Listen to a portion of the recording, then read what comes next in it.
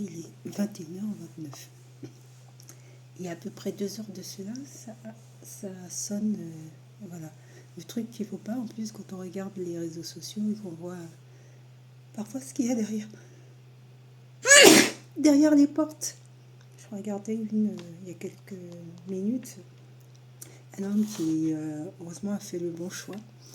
Il n'a pas ouvert la porte. Et heureusement qu'il n'a pas ouvert la porte parce que c'était 2 hommes qui se faisaient passer pour des livreurs. Et heureusement qu'il n'a pas ouvert la porte parce qu'après l'autre est sorti. Il était caché. Donc le second était caché. Donc il est sorti, il était cagoulé.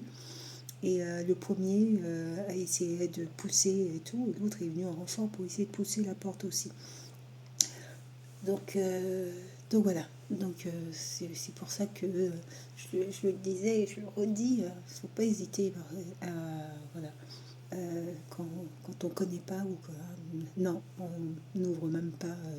Et tout à l'heure, c'était un jeune homme qui devait avoir à peu près entre 14 ou 15 ans.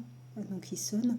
Et vous voyez, quand l'astuce des gens, des gens voilà, qui sont étranges, c'est qu'ils marmonnent dans son truc. C'est-à-dire, je lui demande qui vous voulez voir.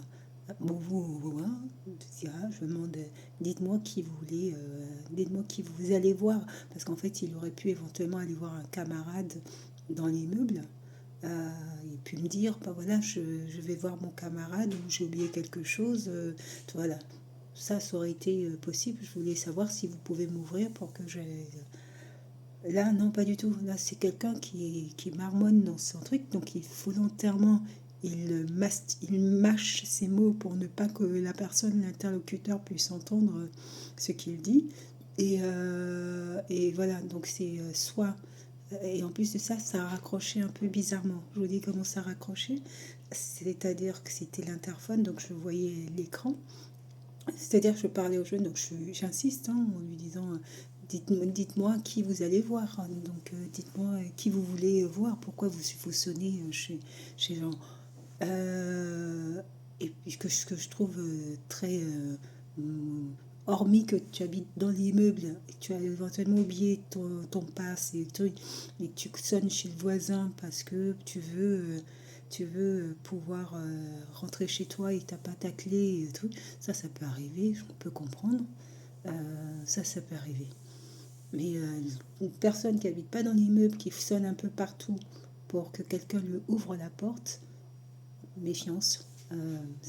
Méfiance, c'est clair et net pour moi, c'est méfiance.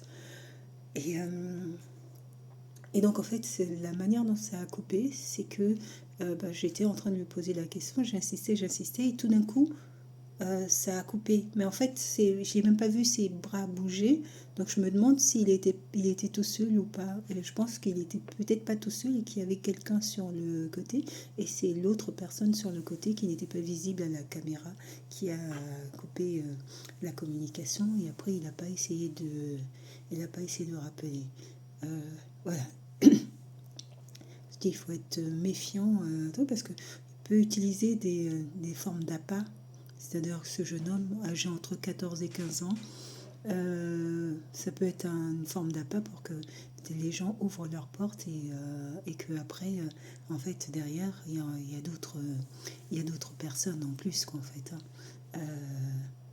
Bon, j'aurais même dû prendre la photo. Moi, ce monsieur, il a très bien fait.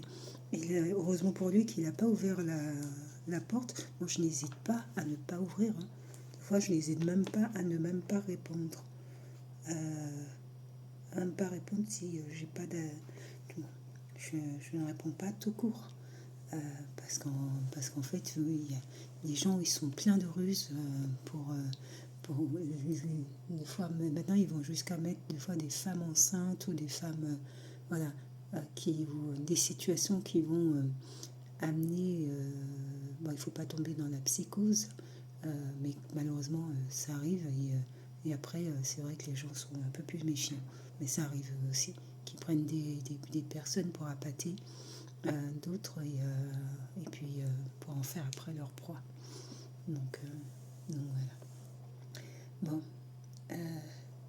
Donc Non, on n'est pas dans le monde de oui, on n'est pas tous... Il n'y a pas que des gens bienveillants, malheureusement. Il n'y a pas que des gens sympathiques, loin de là même. Euh, donc il faut être vigilant, il faut être méfiant, il faut être prudent et tout.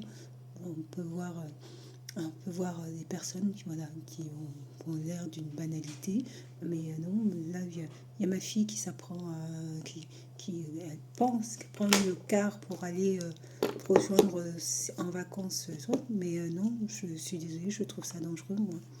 Moi, je le prends, le car, vous savez, les cars Flixbus et Blablacar. Je le prends de temps en temps. De temps en temps, quand je fais des trajets, je prends ce type de voilier. Mais justement, je connais les dangers, puisque je les ai vus, moi, les dangers. Dans ces cars-là, ben, vous avez personne pour s'occuper d'une ado seule qui voyage seule. Hein. Pendant tout le voyage, elle sera toute seule.